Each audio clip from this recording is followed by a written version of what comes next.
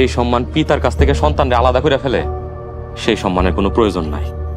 সম্মান অনেক পাইছি, যথেষ্ট। আপনি দয়া করে 7টা দিন সময় দেন, আমেনা সুস্থ হইলে। আসসালামু আলাইকুম দর্শক বন্ধুরা, সবাই কেমন আছেন? আশা করি সবাই ভালো আছেন। তো বন্ধুরা, আপনারা ইতিমধ্যে দেখতে পেয়েছেন যে সত্যের মৃত্যু নেই নাটকের 52 নম্বর পর্বটি আপলোড করা হয়েছে। তো 53 নম্বর পর্বটি কবে আসবে তা আমরা জানিয়ে দিব আজকের এই ভিডিওটিতে। তাই বন্ধুরা, ভিডিওটি স্কিপ না করে শেষ পর্যন্ত দেখতে থাকুন। আর যদি আমাদের চ্যানেলটিকে সাবস্ক্রাইব করে না থাকেন তাহলে অবশ্যই আমাদের চ্যানেলটিকে সাবস্ক্রাইব করবেন, কারণ আমাদের এই চ্যানেলে এরকম নাটকের আপডেটগুলো দিয়ে থাকি। তো বন্ধুরা, আপনারা ইতিমধ্যে দেখতে পেয়েছেন যে সালাউদ্দিনের বাবা তার উপর অত্যন্ত ক্ষুব্ধ হন এবং তাকে সম্পত্তি থেকে বঞ্চিত করার হুমকি দেন। তবে সালাউদ্দিন তার অবস্থানে অনড় থাকে এবং অন্যায়ের প্রতিবাদ করে।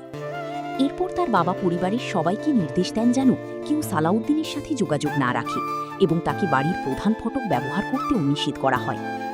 সালাউদ্দিন ও সাগর সামান্য কিছু আলু, ডাল ও চাল দিয়ে রান্নার ব্যবস্থা করে।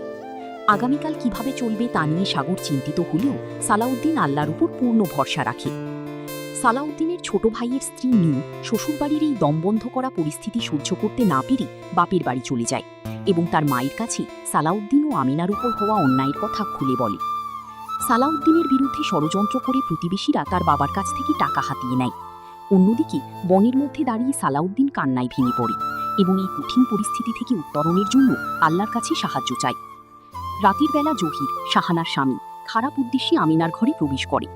আমিনা ঘুম থেকে জেগে উঠে চিৎকার করতে থাকে। পরবর্তী পর্ব 53 কবে আসবে?